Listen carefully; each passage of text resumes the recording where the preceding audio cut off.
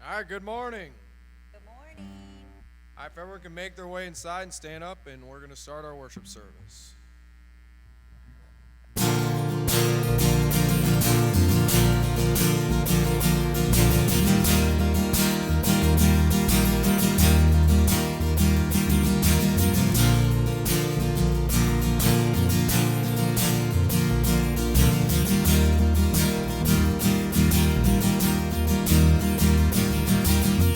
Who breaks the power of sin and darkness, whose love is mighty and so much stronger, the King of glory, the King above all kings, who shakes the whole earth with holy thunder and leaves us breathless in awe and wonder, the King of glory, the King above all kings. This is amazing grace. This is unfailing love, that you would take my place, that you would bear my cross. You lay down your life, that I would be set free. Oh, Jesus, I sing for all that you've done for me.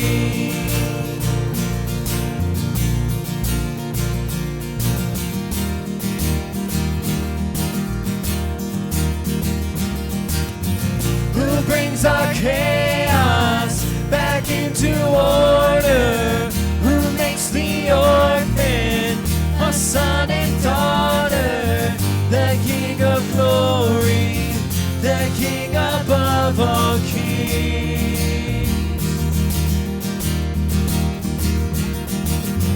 who rules the nations with truth and justice, shines like the sun in all of its brilliance, the King of glory, the King above all kings. This is amazing grace. This is unfailing love, that you would take my place, that you would bear my cross. You lay down your life, that I would be set free.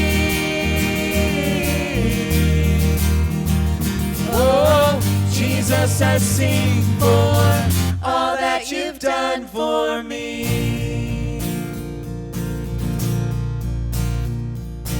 Worthy is the Lamb who was slain. Worthy is the King who conquered the grave. Worthy is the Lamb who was slain. Worthy is the King who conquered the grave. Worthy is the Lamb who was slain. Worthy is the King who conquered the grave. And worthy is the Lamb who was slain. Worthy, worthy, worthy. Oh, this is amazing grace. This is unfailing love, that you would take my place, that you would bear my cross. You lay down your life, that I would be set free. Oh, Jesus, I sing for all that you've done for me.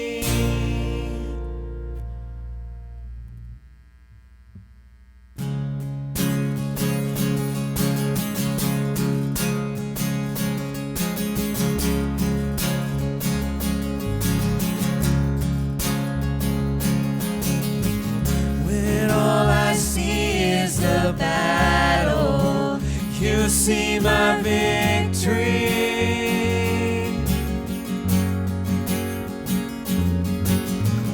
When all I see is a mountain, you see a mountain blue.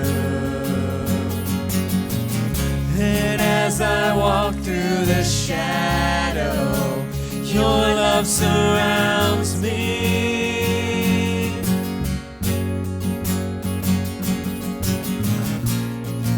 There's nothing to fear now, for I am safe with you.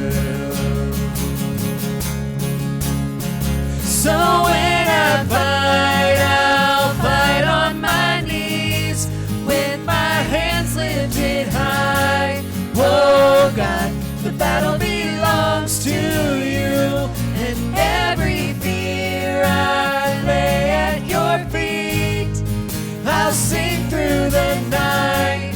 Oh God, the battle belongs to you.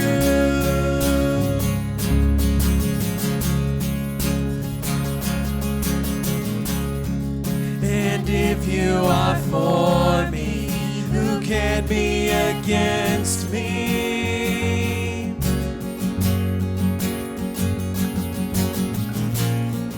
For Jesus, there's nothing impossible for you. When all I see are the ashes, you see the beauty.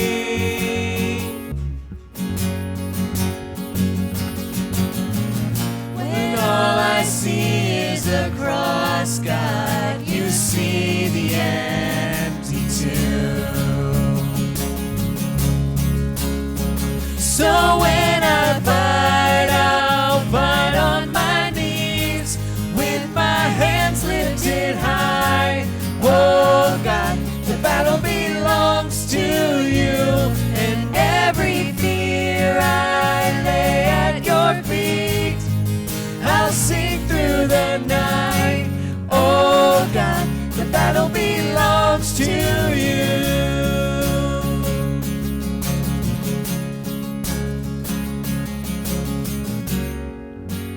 Almighty fortress, you go before us.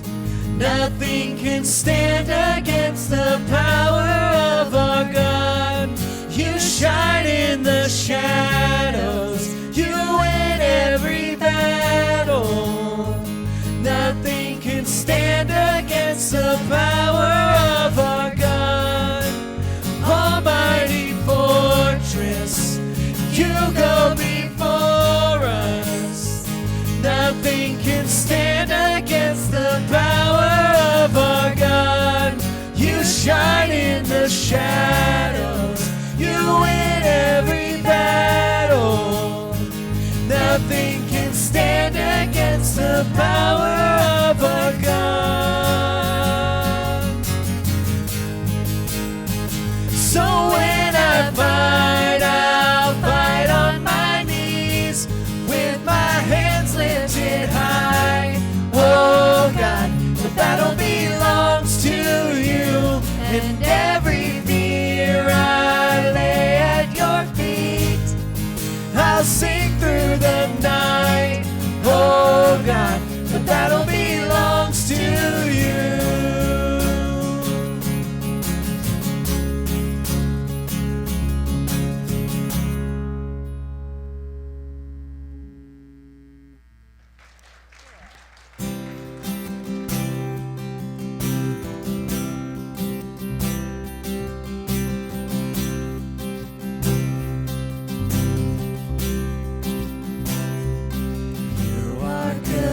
You are good when there's nothing good in me. You are love on display for all to see. You are light when the darkness closes in. You are hope, you have covered all my sin.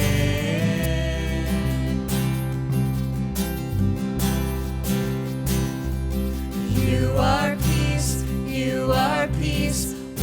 my fear is crippling. You are true, you are true. Even in my wandering, you are joy, you are joy. You're the reason that I sing. You are life, you are life. In you death has lost its sting.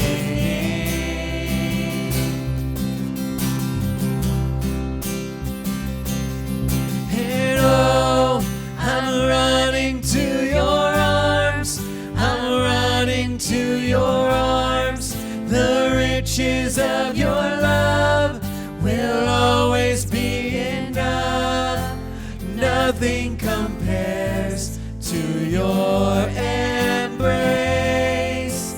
Light of the world, forever reign.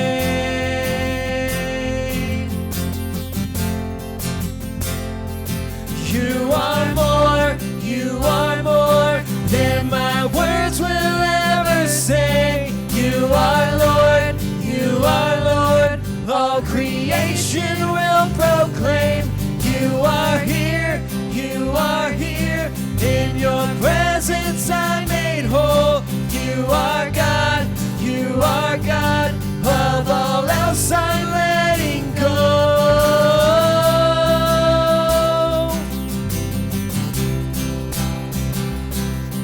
And oh, I'm running to your arms.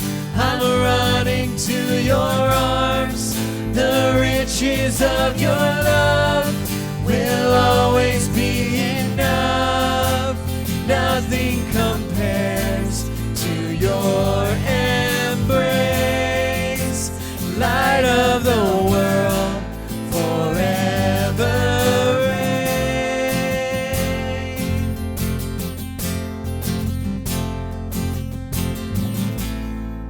My heart will sing no other name. Jesus, Jesus. My heart will sing no other name. Jesus, Jesus. My heart will sing no other name. Jesus, Jesus. And oh, I'm running to your arms.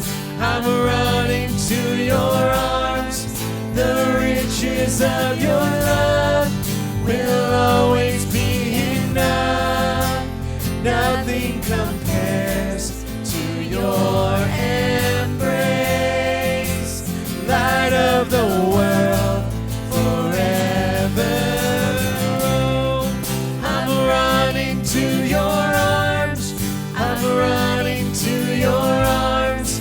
The riches of your love will always be enough.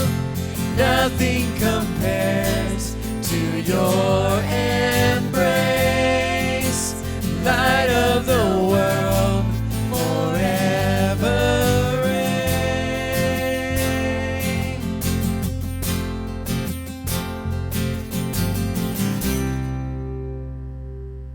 One more, yes.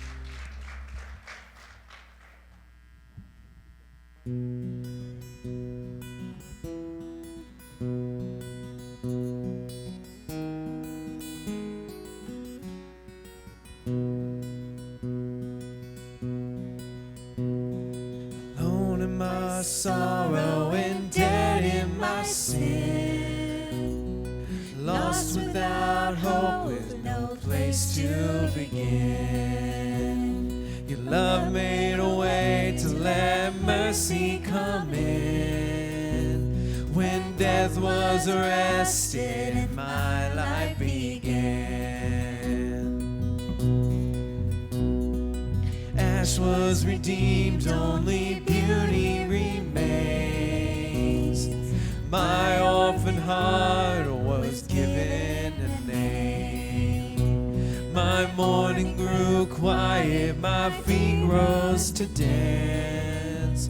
When death was arrested, my life began.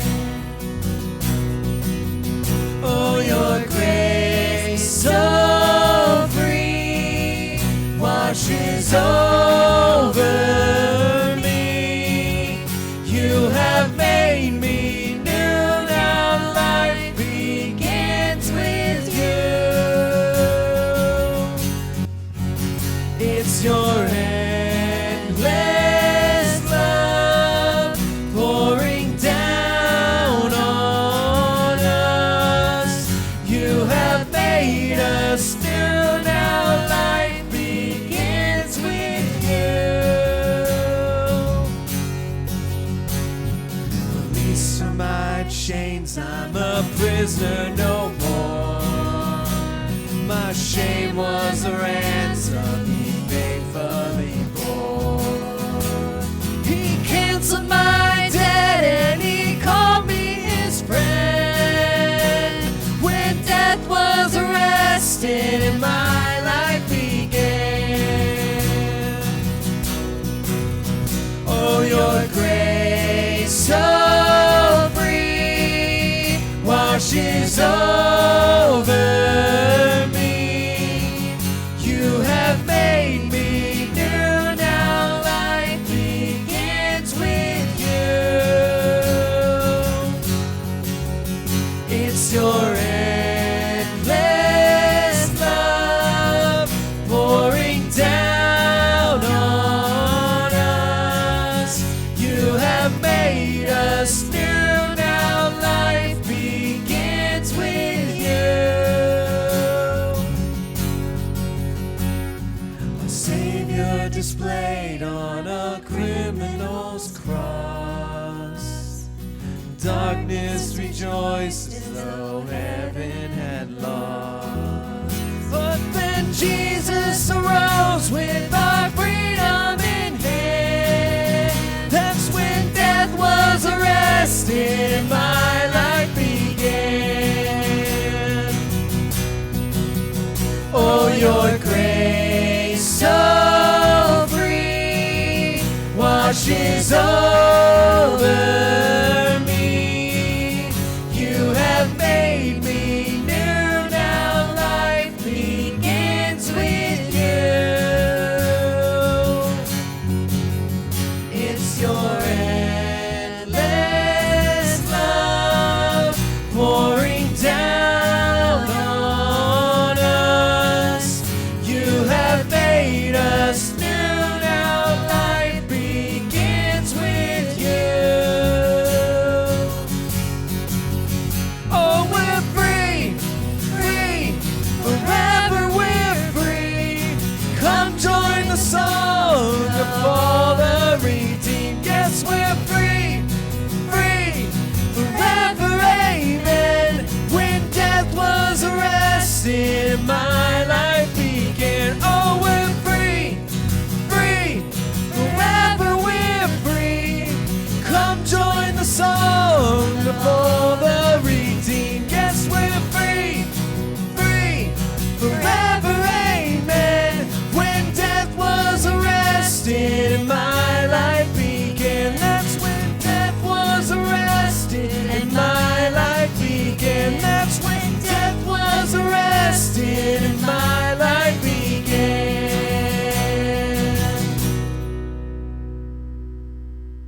You may be seated for this week. Hello. Christmas choir practice tonight at 6 p.m. If you're planning on being in the Christmas choir, be here tonight at 6. Wednesday night, we will have our Thanksgiving communion, Thanksgiving service, I guess. And it'll be Wednesday night at 7 o'clock, and there will be communion. Christmas dinner giving, that has started, I believe. Is Tiffany in here? She's not. Oh, what's that? Okay. Are they going to give a list, Vivian, of what is needed, or how are they?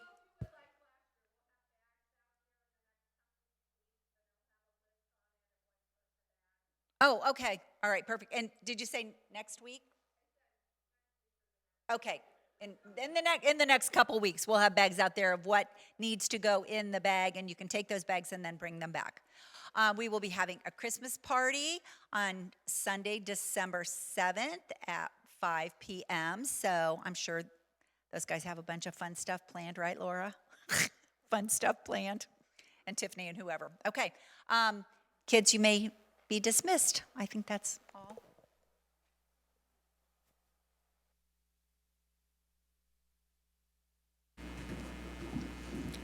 All right, you're stuck with me this morning. So, Matthew chapter 5, we're going to talk about loving your enemies. Nice, easy message. In Matthew 5, 6, and 7, you have Jesus' most famous sermon, the Sermon on the Mount. If you were to read this out loud, it might take you 15 minutes to go through this. If all preachers kept their messages to 15 minutes, it'd be very popular. That's not going to happen today, but I'm just saying. So there is nothing in this sermon, though, about Jesus going to the cross. There is nothing in this sermon about Jesus dying for anybody's sins. It is he is preaching to Jews who were still back under that old covenant. And if any of them were thinking they're going to go to heaven because they're keeping the Old Testament law was more than just the Ten Commandments. There were 613 different laws. And if they're thinking they're going to keep those and make it to heaven, he's going to show them, even if you were keeping those, it's still not good enough because God's intention goes way past just keeping the outward obedience to the law. It was something about your inward attitude of your heart as well. If you look at verse 17, Jesus says, "Think not that I am come to destroy the law or the prophets. I am not come to destroy, but to fulfill." So he hasn't come to destroy the law. He's going to fulfill everything in the law that a righteous person should do. Once he has fulfilled all those laws, the old covenant can be done away with, and then the new covenant can be brought in. If you go down to verse 21, so Jesus is going to expand upon the law to show you that just this outward obedience wasn't all that you needed. Look at verse 21. "You have heard that was said by them of old time, thou shalt not kill. And whosoever shall kill shall be in danger of the judgment." Now he's going to expand upon it a little bit. He says, "But I say unto you that whosoever is angry with his brother without a cause shall be in danger of the judgment." And this judgment they're talking about, it was a Jewish a judge, kind of like the Supreme Court. I think it was 9 men. So you'd have to appear before them. Then he goes on to say, "And whosoever shall say to his brother, Reka, shall be in danger of the council." The council was the Jewish Sanhedrin. And you probably think, I would never call anybody Reka. I don't even know what that means, so why would I call them that? So, and then he goes on to say, if you call somebody a fool, you're in danger of hellfire. So even though they might have been keeping outward a commandment about not killing, that doesn't mean they didn't have enough hatred in their heart to want to see somebody dead. If you go down to verse 27, he says, "You have heard that it had been said of them by old time, in old time, thou shalt not commit adultery. But I say unto you that whosoever looketh on a woman to lust after her hath committed adultery already with her already in his heart." So it can be an outward obedience, but inwardly you're still disobeying God.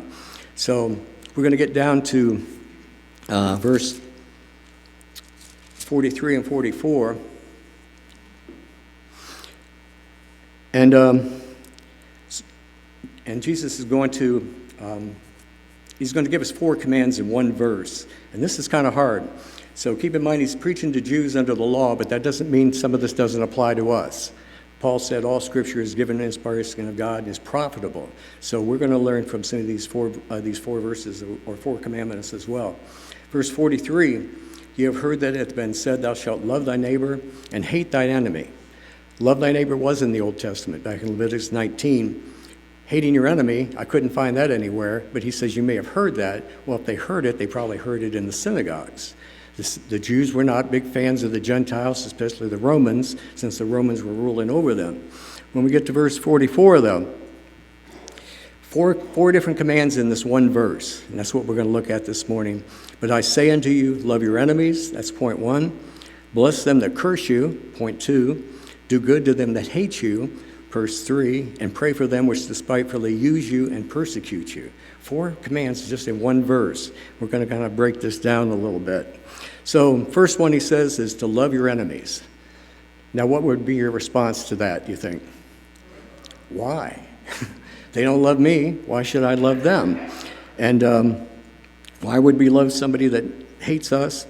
Because God expects his children to be different. If we treat people just like they treat us, then we really don't have any testimony to them. So he's saying love their enemies and we'll see you even do good things for them. Let me ask you a question.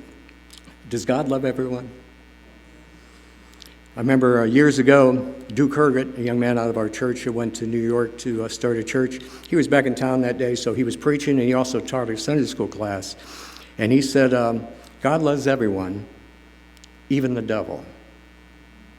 And I started thinking about that. Why would you love the devil? Why would you love somebody that has done so much to hurt you, to disrupt your plans, who wants to dethrone you and put himself in your place? But you know what? God loves them because it is God's nature to love people. If you keep your, look over at 1 John chapter 4.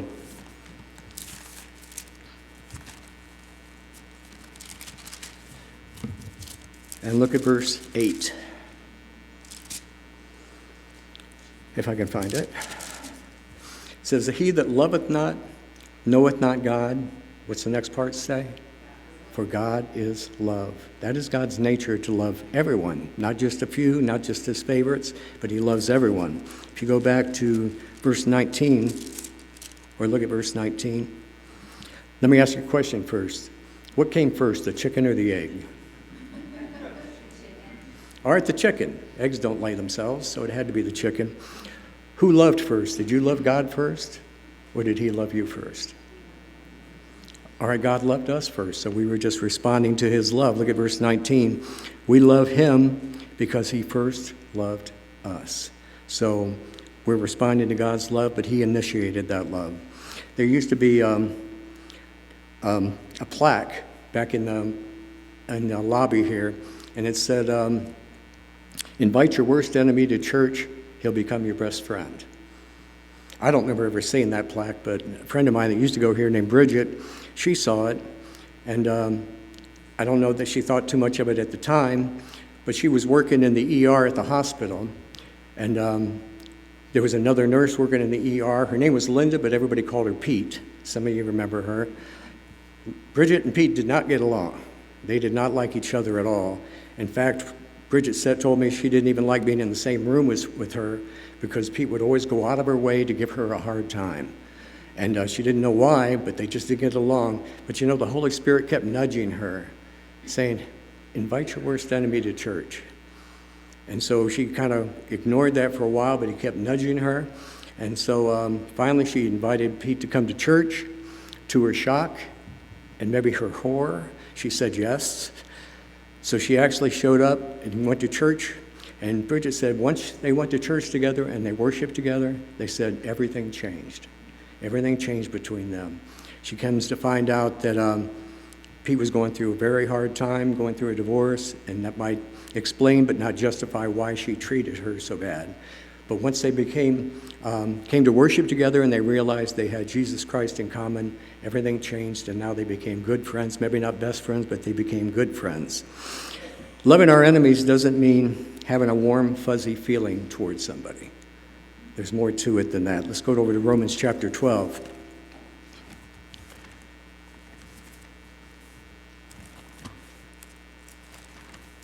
You know, you can be with somebody you don't like, and you're probably not going to have that warm, fuzzy feeling. You know, you might have a warm feeling, but it's not that, not a good kind of feeling.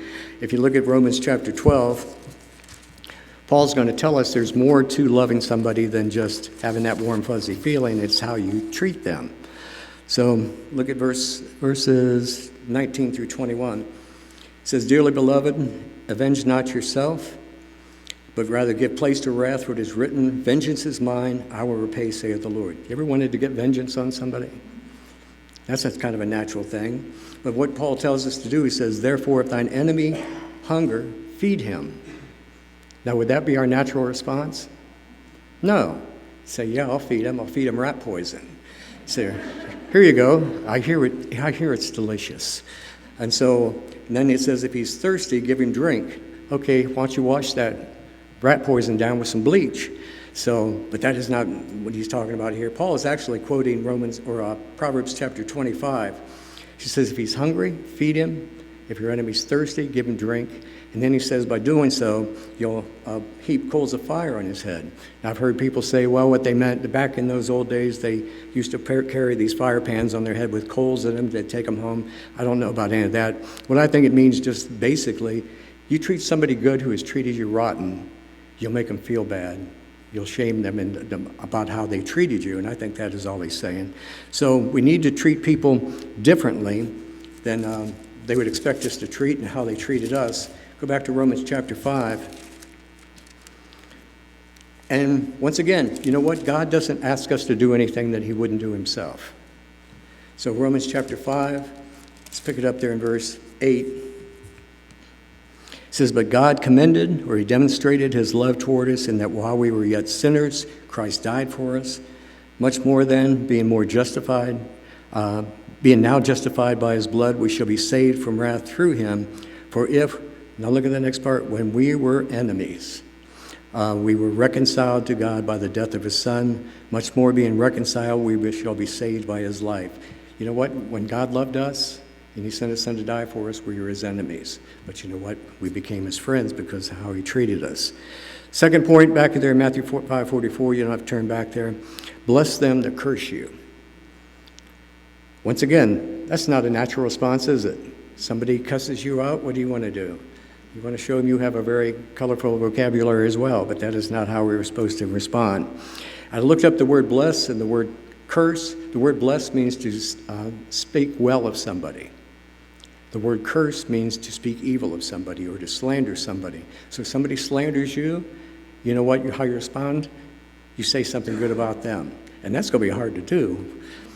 I used to work in Loudonville, and I was driving home from work one day, coming down Route 30, and I needed to get in the left lane because some slowpoke in the right lane, so I need to get by him.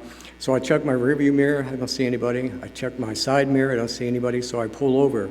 As soon as I pull over in that left lane, somebody is laying on their horn. So I pull back over in the right lane. Now the decent thing for them to do would be to just drive by me and give me a dirty look. That is not what happened. The driver was a teenage boy.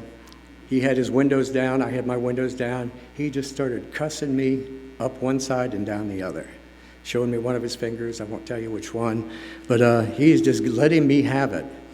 And I have to confess, my initial response was not, well, bless you, my son. Thank you for those kind words. No, that is not it at all. So he kept railing and cussing me out. So we both ended up getting off on Trimble Road exit, both turning left. I should have went right, but we both turned left, and when we get down to the light at 4th Street, I'm right beside him. And you know what? He starts up again. Blankety blank, or 4-letter words just rolled in. He had a couple kids in the car with him, a couple young kids, and they were embarrassed by his behavior. And to be honest with you, I don't know how I would have said anything kind about him. You know? Well, you have an amazing command of the English language, I'll give you that. So, but to bless them that curse us, well, that just doesn't seem to come natural. Let's go back to 2 Samuel chapter 16. We're going to use David as an example several times today. He was just an extraordinary man. And you know, when Hollywood makes movies about people, they always pick out two things with David, his affair with Bathsheba or him fighting Goliath.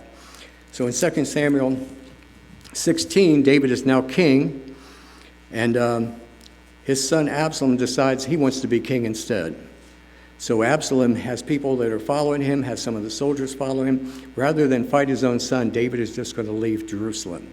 So he gets his family together, the soldiers that are faithful to him, and they start leaving, and they're heading for the Jordan River. They're actually going to cross the Jordan River because he doesn't want to fight his own son. Pick it up there in 2 Samuel 16, verse 5.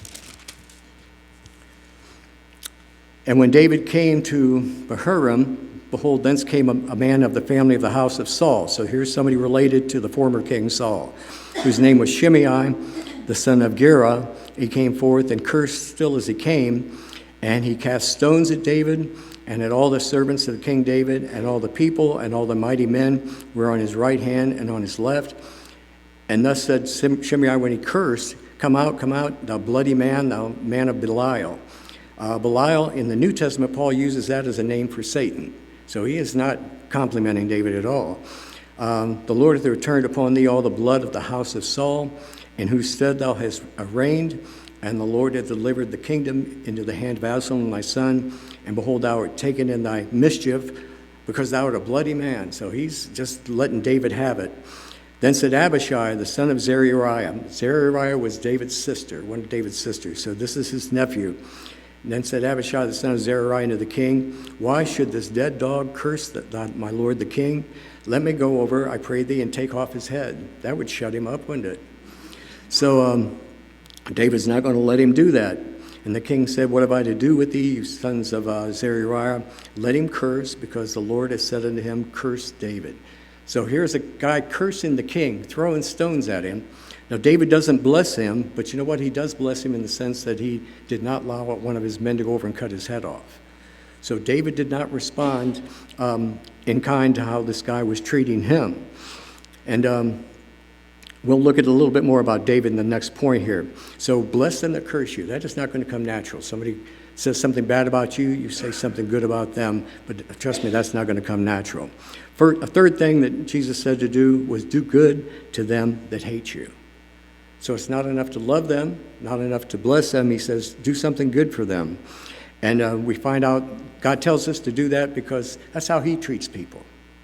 Matthew 5:45 says that you may be the children of your Father, which is in heaven, for he maketh his sun to rise on the evil and on the good, and sendeth rain on the just and on the unjust. God treats people well, even when they don't deserve it. They may deny that he even exists.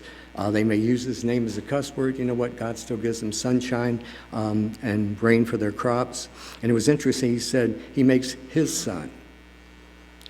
God created the sun. It belongs to him, but he's still going to share it with people, even people that don't like him. A couple things under the law.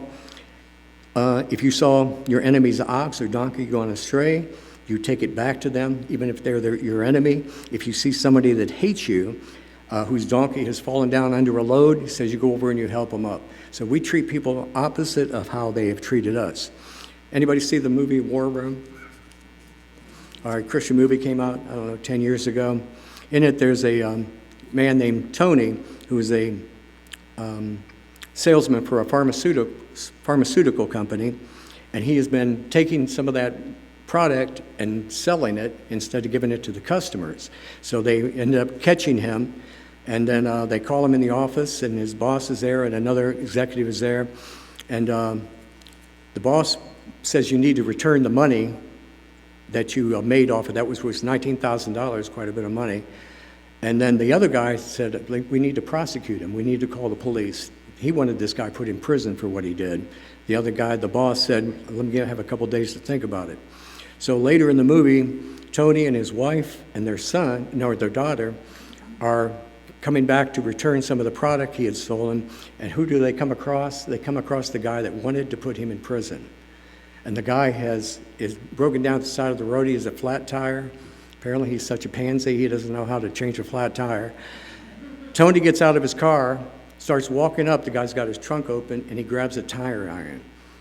And I'm sitting there watching the movie thinking, what's he going to do with that? Is he going to whack him in the head, or is he going to change his tire? If it was me, I'd have whacked him in the head, then changed his tire. I don't like people standing over me when I'm working. So he doesn't hit the guy. He takes that tire iron, starts taking the lug nuts off and changing the guy's tire for him. And you think, why? And his daughter asked him when he got back in the car, said, why would you do that? And he said, because that's how I would like to be treated. Here's his enemy. What's he doing? He's doing something good for them. Let's go back to book of 1 Samuel. As soon as I find my notes here, I'll find out. 1 Samuel 24. Here's another event in the life of David. After David kills Goliath, he is very, very popular. They are singing about David, and he ended up marrying the king of Israel's, one of his daughters, Michal. And The more popular David got, the more Saul hated him, the more envious he was of him because he think he's going to try to take over and be king in my place. So David is in the courtroom or Saul's court. Saul picks up a javelin and throws it at him. David escapes out of his, he doesn't get hit him, so he escapes. Saul's son Jonathan is David's best friend, so he patches things up between them, so David's back in his presence again. And you know what Saul does? He can't get rid of that envy. So he picks up that spear and throws it at David again. Now, some of you may have had in-law problems. I don't think you've had problems like that. So David goes home to his wife, Michal, and says, I need to leave the country. Your dad's going to kill me. So she agrees with him, and he sneaks out.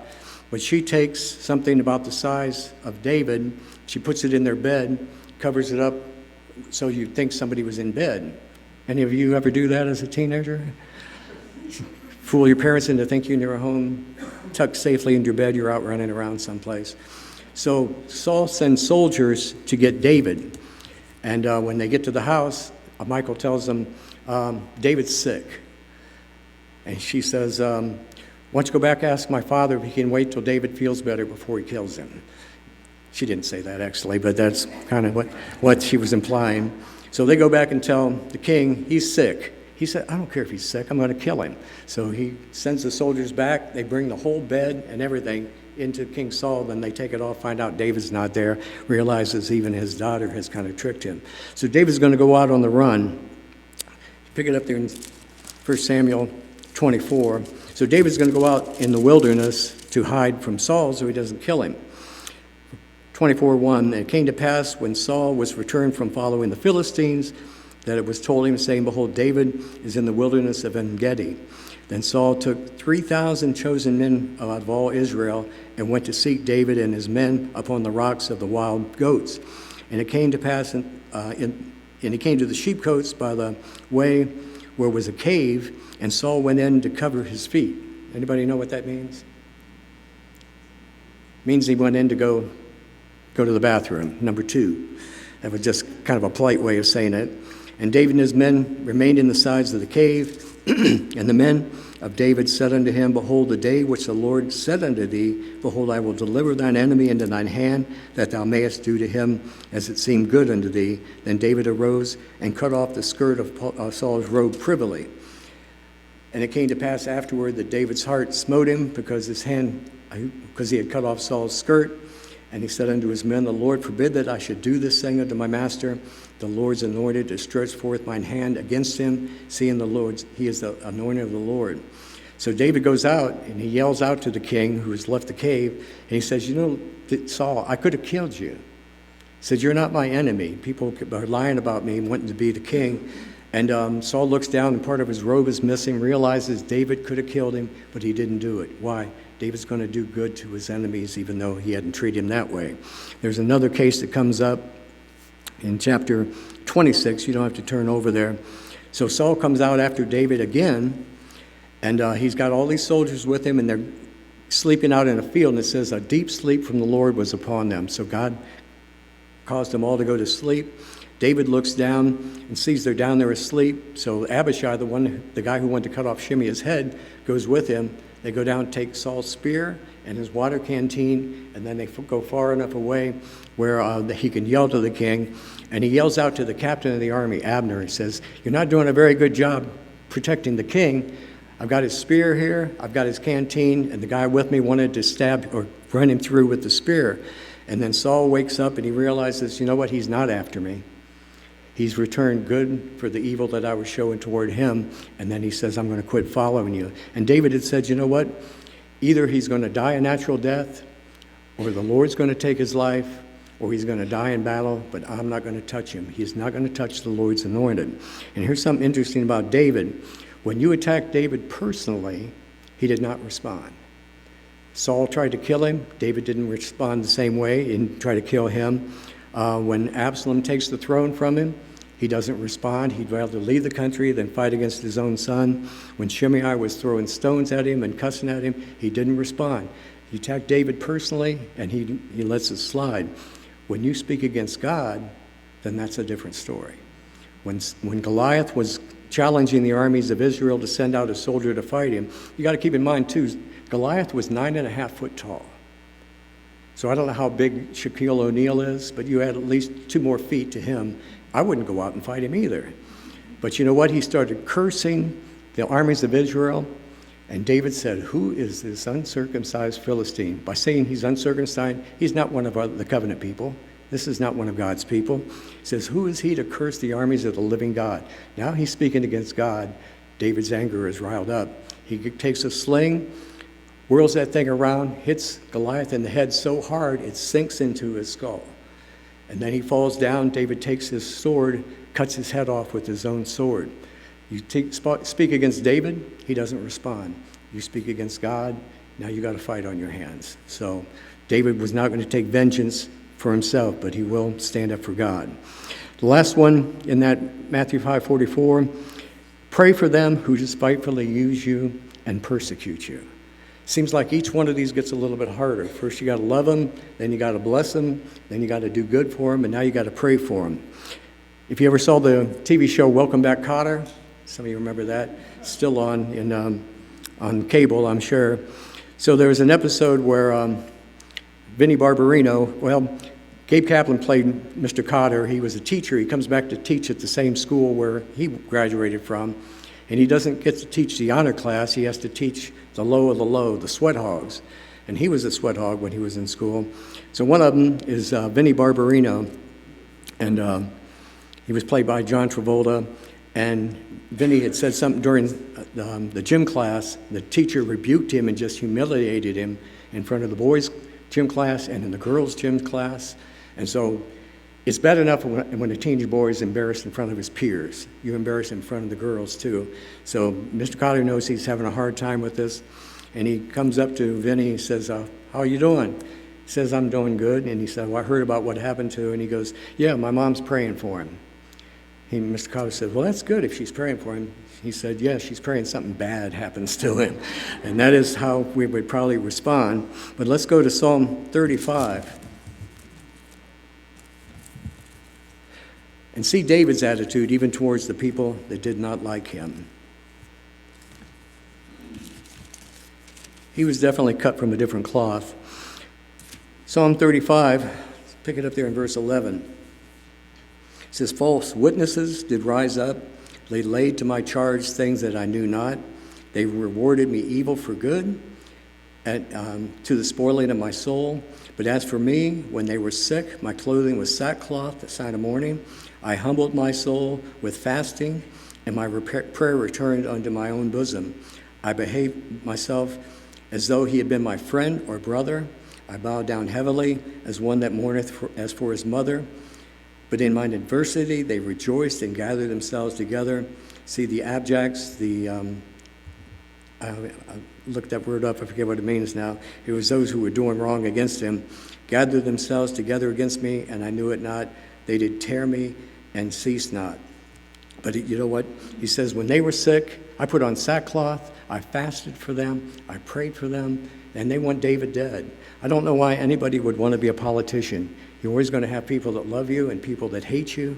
And you think about President Trump, you got people that love him and you got people that hate him. You know, when they shot at him and that it hit his ear, there were people rejoicing that somebody shot him.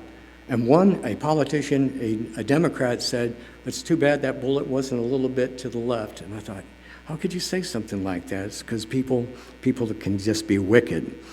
Go back to the book of Job. The last chapter. Now, if you're familiar with the book of Job, Job had a lot of terrible things happen to him.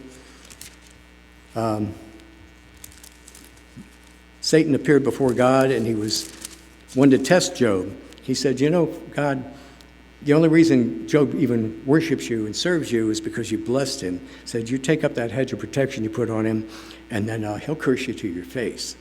And so Job, in one day, he loses his servants, he loses his cattle, and all 10 of his kids are killed. And you know what he does? He gets down on his knees and said, the Lord gave, the Lord has taken away, blessed be the name of the Lord. I just can't see anybody responding like that, so the devil gets a second chance at him, and this time he touches his body, and the devil says, you know, all right, you touch him, skin for skin, he'll curse you to your face if you just touch him, and he breaks out with boils. So as the book goes on, Job has 3 friends that show up, and they see what a pitiful condition he is in, and they don't even say anything for 7 days. They just sit there and mourn with him. And then they finally start talking, and you know what? Each one of them accused Job of having sin in his life. Not one of them could put their finger on it. And the Bible even tells us God's testimony of him, he was a righteous man, one that feared God and eschewed evil. And every one of them accusing him of doing something wrong. One of them even said, if God killed your 10 children, it's probably because they sinned against him. You don't say that to somebody that just buried 10 kids. So I remember going to hear a musician named Michael Card, and his sister had miscarried twins. And a woman from their church came up to her and said, well, if you had had more faith, this would have never happened. And I'm thinking, you don't talk to people like that. Even if you think that, you don't say that. So at the end of the book, God does kind of make Job give an account of his life and for his actions. But I want you to look what Job 42 and verse 10.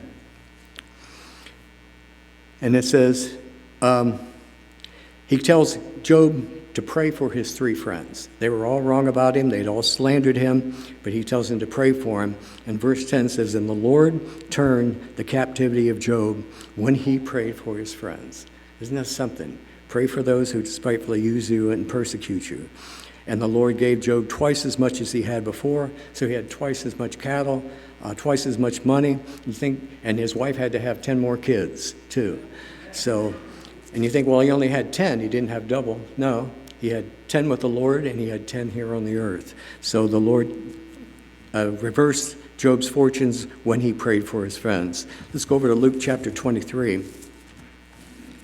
Like I said, God doesn't expect us to do anything that he wouldn't do himself and that he does do himself. Here's Jesus on the cross. And you if you ever saw the movie The Passion of the Christ, and you see the beating he took, beating him in his face. They put this crown of thorns on his head, and I just heard in a message that those thorns could be anywhere from 1 inch to 6 inches long. Forced that down on his head. There's more pain, more blood. Then they ripped his back open with those 39 lashes, and then now he's on the cross. But I want you to see in verse 34,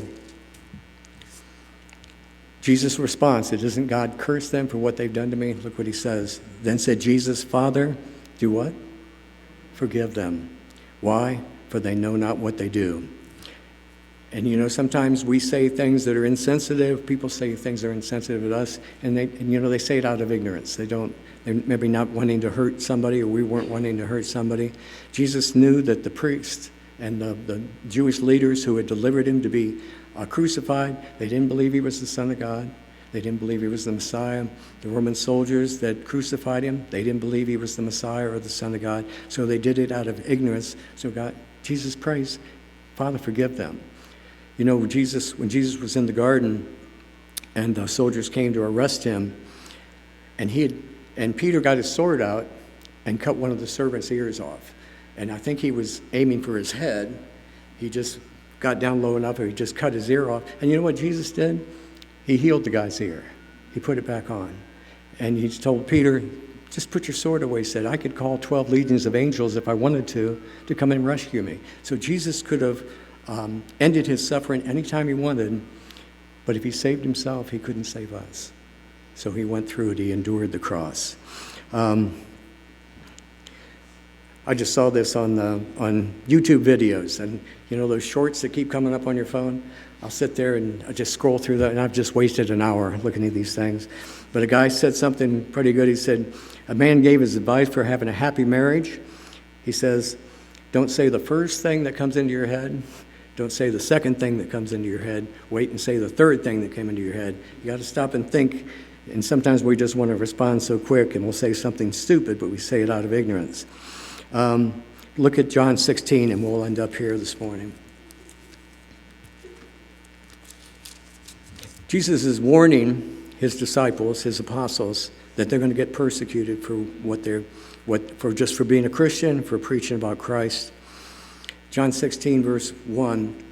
Jesus speaking to them at the Last Supper, just before he goes to the garden, and he's going to get arrested, said, "These things have I spoken unto you, that you should not be offended. They shall put you out of the synagogues. Yea, the time cometh that whosoever killeth you will think that he doeth God's service. And these things will they do unto you." Why? Because they have not known the Father nor me. People are doing it because they don't know God. We expect people, unsaved people sometimes, to act like saved people. Well, they don't. They don't know God. They don't know Christ. And so they're just going to do things opposite. They're going to persecute them, but they still have to pray for them. Stephen, in Acts chapter 7, you don't have to turn there. They're surrounding him. He preaches to them, tells them about the history of Israel and how they've always been rebellious against God. And then they pick up stones to kill him. And he says he looked up into heaven and he saw the heavens open and Jesus standing at the right hand of God the Father. And when he tells them what he saw, they do stone him. But the last thing he says, "Father, don't lay this sin at their charge." He's praying for the people that are killing him. So are any of these things easy? No. But think about what he said we should do. We should love our enemies instead of looking for revenge on them. We should bless those that curse us. They speak bad about us. We say something good about them. Do good to them that hate you. Paul said, if they hunger, feed them. If they're naked, clothe them. Or Jesus said that. If they're thirsty, give them something to drink. And fourth, it says, pray for those who despitefully use you and persecute you. So the Christian life, no one said the Christian life is as easy. So these things, if we put them into our life, though, I think it's going to change our lives.